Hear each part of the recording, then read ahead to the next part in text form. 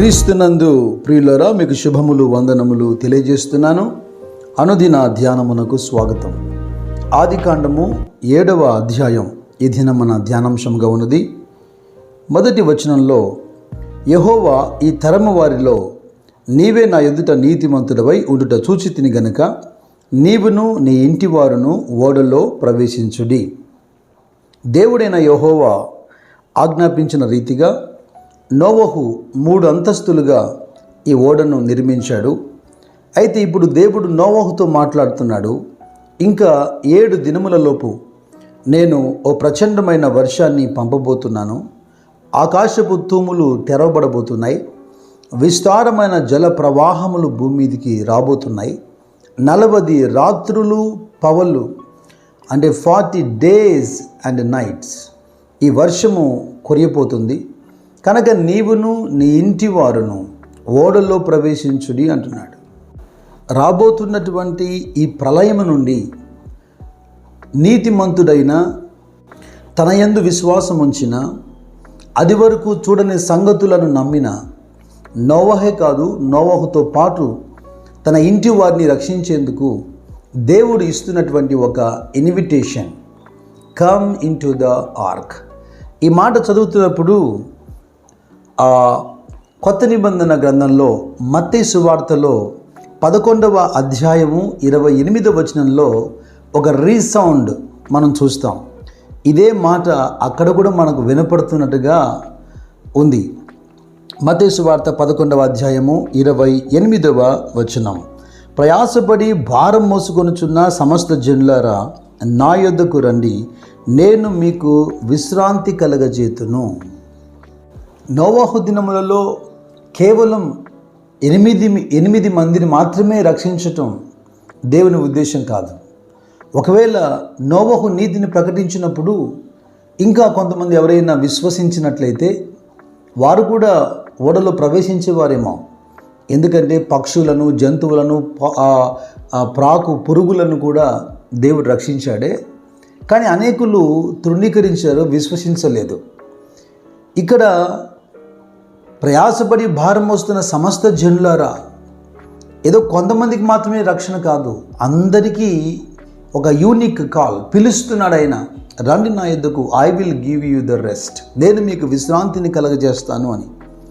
అక్కడ 24వ అధ్యాయంలో మత్తయి సువార్త 38వ వచనం కూడా మీరు చూడండి. 24వ అధ్యాయము 38, జలప్రయాణమునకు ముందటి దినములలో నోవహు ఓడలోనికి వెళ్ళిన దినము వరకు వారు తినుచు త్రాగుచు పెళ్లి చేసుకొనుచు పెళ్లికిచ్చుచు నుండి జలప్రలయం వచ్చి అందరినీ కొట్టుకొని పో వరకు ఎరుగకపోయిరి. అలాగుననే మనుష్య కుమారుని రాకడ ఉండును. నోవహు దినాల్లో మనుషులు ఎలాగున్నారో ఇక్కడ చాలా స్పష్టంగా ఎక్స్ప్లెయిన్ చేస్తుంది లేఖనం.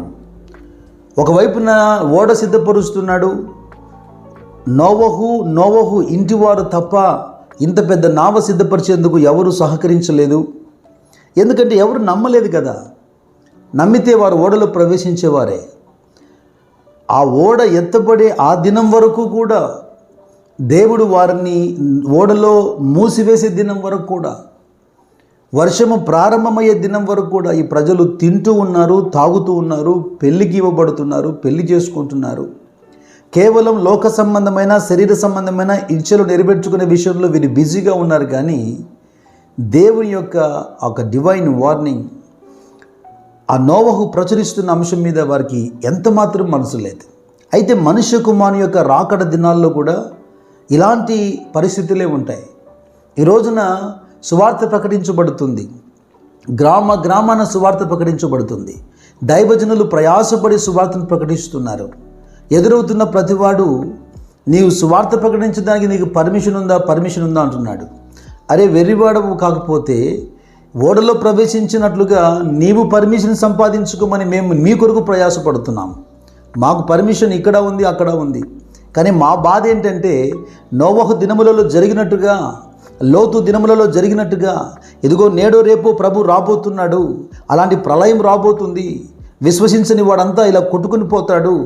ఆ ఓడలో ప్రవేశించేట్టుగా, ఎత్తబడే సంఘంలో చేర్చబడేట్టుగా నీ పర్మిషన్ కోసమే మా ప్రయాస.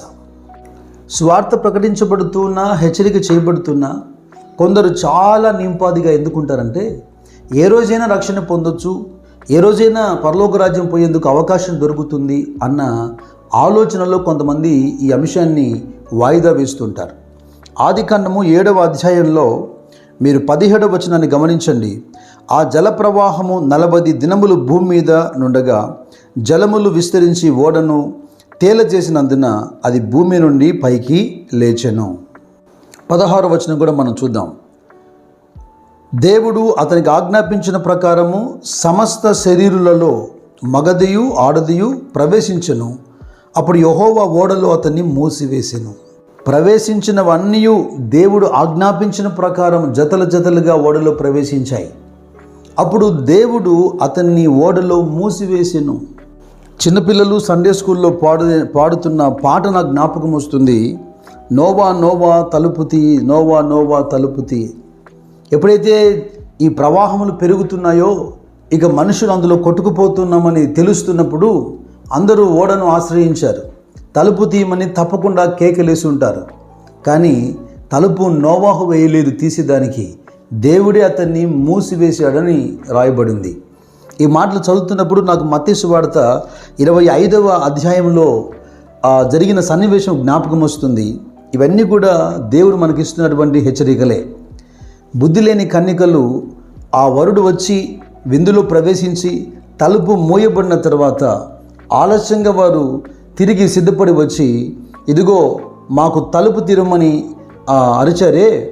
ఇక్కడ చాలా స్పష్టంగా 11వ వచనంలో ఏం రాయబడింది? మత్తయి సువార్త 25:11లో అంతటా తలుపు వేయబడెను. ఎలాగ ఇక్కడ నోవహు ఓడకు తలుపు వేయబడిందో ఇక్కడ కూడా తలుపు వేయబడింది. ఆ తర్వాత తక్కిన కన్యకలు వచ్చి అయ్యా అయ్యా మాకు తలుపు తీయమని అడగగా అతడు మిమ్మును ఎరగనని మీతో నిశ్చయంగా చెప్పుచున్నాను నేను, ఆ దినమైనను గడి అయినను మీకు తెలియదు గనక మెలకువగా ఉండుడి. అయితే ఈ జల ప్రళయము ద్వారా నోవహుకు అతనితో ఉన్నవారికి ఏ హాని జరగకుండా దేవుడు ఎలాగా వారిని మూసివేశాడో, పరిశుద్ధులకు విశ్వాసులకు ఉన్న భద్రత గురించి అపోస్తలుడైన పౌలు ఎఫెసీయులతో మాట్లాడుతున్నప్పుడు 1వ అధ్యాయము 13వ వచనంలో, మీరును సత్యవాక్యమును అనగా మీ రక్షణ సువార్తను విని క్రీస్తునందు విశ్వాసముంచి వాగ్దానము చేయబడిన ఆత్మచేత ముద్రించబడితిరి. కొరింథీ 2వ పత్రిక 1వ అధ్యాయము 22వ వచనంలో కూడా ఆయన మనకు ముద్ర వేసి అని రాశారు. ఆయన మనకు ముద్ర వేసి మన హృదయములలో మనకు ఆత్మను సంచకరువును అనుగ్రహించి ఉన్నారు. ఎవరైతే రక్షణ పొందారో, మారు మనసు పొందారో, క్రీస్తును అంగీకరించారో, క్రీస్తులో ఉన్నారో, ఏ విధంగా ఓడలోనికి రండి అని పిలిచాడో యోహాను సువార్తలో చాలా స్పష్టంగా నాయందు మీరును అన్నాడు. లేదా ప్రకటన గ్రంథంలో ఇదిగో నేను తలుపు యొద్ద నిలబడి తట్టుచున్నాను, ఎవడైనా తలుపు తీసిన ఎడల వానిలో నేను ప్రవేశిస్తాను, వానితో కలిసి నేను భోజనం చేస్తాను అన్నాడు. అలాగా ఆయనలో ఇక్కడ ఈ నోవహు ఓడ క్రీస్తుకు కూడా సాదృశ్యంగా మనం చూడవచ్చు. ఈ లోకమందు జీవించినంత కాలము ఈ జల ప్రవాహము ప్రళయము లాంటి లోకములో చిన్న చిన్న సమస్యలు శ్రమలు వచ్చినను మనకున్నటువంటి భద్రతను పౌలు ఇక్కడ జ్ఞాపం చేస్తున్నాడు. మొదటి విషయం నోవహు ఓడలో ప్రవేశించటం, రెండవ విషయం నోవహు ఓడలో మోయబడటం, మూడవ విషయం ఆ ఓడ నీటి ప్రవాహం పైన ఎత్తబడటం. ఆదికాండం 7వ అధ్యాయము 17వ వచనంలో ఆ జల ప్రవాహము 40 దినములు భూమి మీద నుండగా జలములు విస్తరించి ఓడను తేలజేసినందున అది భూమి మీద నుండి పైకి లేచెను. మీరు ఇక్కడ ఒక అంశాన్ని గమనించండి. జల ప్రవాహము ఓడను తేలజేస్తుంది. ఈ ఓడ తేలేందుకు, ఆ ఓడ నడిచేందుకు జల ప్రవాహమే సహాయం చేస్తుంది. అదే జల ప్రవాహము ఓడలో ప్రవేశించని వారిని నశింపచేసింది. ప్రజలందరూ ఆ నీటి ప్రవాహంలో కొట్టుకొని పోయారు. మీరు గమనించండి, మత్తయి సువార్త 21వ అధ్యాయంలో ప్రభు చాలా స్పష్టంగా ఉదాహరణ ఎత్తి వాళ్ళతో మాట్లాడుతున్నాడు. మరియు యేసు వారిని చూచి, ఇల్లు కట్టువారు నిషేధించిన రాయి మూలకు తలరాయి ఆయను, ఇది ప్రభు వల్లనే కలిగెను, ఇది మన కనులకు ఆశ్చర్యం అను మాట మీరు లేఖనములలో ఎన్నడూ చదవలేదా? కాబట్టి దేవుని రాజ్యము మీ యొద్ద నుండి తొలగింపబడి దాని ఫలమిచ్చు జనులకు ఇవ్వబడినని మీతో చెప్పుచున్నాను. మరియు ఆ రాతి మీద పడువాడు తునకలైపోవును, కానీ అది ఎవని మీద పడునో వాణ్ణి నలిచేయును అనెను. నిషేధించబడిన రాయి మూలకు తలరాయి. ఇది కట్టబడే ప్రయత్నం చేస్తే మూలరాయిగా మిగులుతుంది. ఆ మూలరాయి అయిన క్రీస్తు మీద నువ్వు కట్టబడే అవకాశం ఉంది. నువ్వు అలా కాకుండా ఈ రాయి నీకు అడ్డుగా పడింది అనుకోండి, లేదా ఈ రాయి నీ మీద పడింది అనుకోండి, అది నిలువ చేస్తుంది అని రాస్తున్నాడు. నా ప్రియ సహోదరి సహోదరుడా, నోవహు దినములలో ఏ విధంగా నోవహును దేవుడు ఓడలో ప్రవేశించమని ఆహ్వానించాడో, ఈ అంచె దినములలో ఇదిగో వాక్యము ద్వారా దేవుడు నిన్ను పిలుస్తుండగా, ప్రభు నిన్ను ఆహ్వానిస్తుండగా, ఇదిగో ఈ క్రీస్తు అనే రాయిని తృణీకరించి నీవు ఆ రాయి ద్వారా నలపబడి నలి చేయబడతావా, లేదా ఆయనలో ప్రవేశించి రాబోతున్న ప్రవాహాన్ని తప్పించుకొని నోవహు ఓడలాగా ఎత్తబడతావా? ఇక ఓడలో జరిగేటువంటి ప్రయాణం గురించి, లేదా ఓడలో కలిగినటువంటి శ్రమల గురించి, ఓడ నుంచి ఎలాగా విడుదల పొందాడో, ఈ విషయాలని రేపటి పాఠముగా మనం ధ్యానం చేద్దాం. క్రీస్తు రాకడలో ఎత్తబడే పరిశుద్ధ సంఘములో దేవుడు మీకు సమృద్ధి ప్రవేశము దయచేయునుగాక. God bless you. God bless you.